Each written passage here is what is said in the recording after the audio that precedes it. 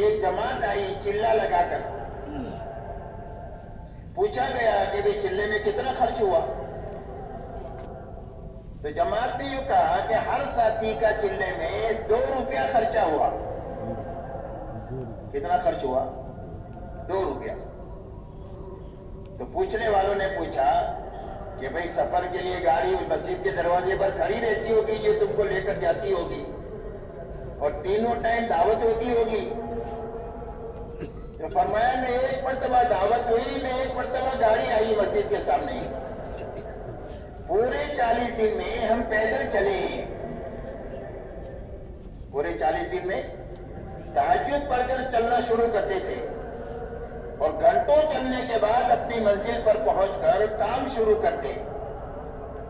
لوگوں سے ملنا، ان کو ایمان سمجھانا، آخرت سمجھانا، دین میں کامیابی سمجھانا، بے دینی میں ناکامی سمجھانا، اور پھر اپنی زندگی میں دین پر چلنے کی طاقت پیدا کرنے کے لیے، اللہ کے راستے میں نکلنے کے لیے ان کو تیار کرنا.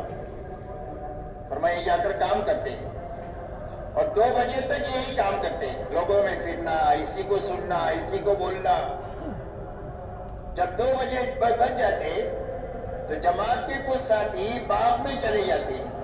امرود کے باغ ایک علاقے میں بہت ہوتے ہیں ہمارے یہاں. تو سیزن میں چند پیسوں میں پوری ٹوکری مل جاتی ہے امرود کی. تو فرمایا چند پیسوں میں وہ امرود کی ٹوکری لے کر 2 ساتھی آ جاتے، سارے ساتھی مل کر وہ امرود کھا لیتے. یہی ناشتہ ہے، یہی دوپہر کا کھانا ہے، یہی رات کا کھانا ہے. کیا ہے؟ ناشتہ بھی ہے، دوپہر کا کھانا بھی ہے، اور رات کا کھانا ہے. دن میں ایک ہی مرتبہ کھایا اور وہ امرود کھایا پورے چلے میں. اور ایک مرتبہ بھی سواری پر سوار نہیں ہوئے، پیدل چلے.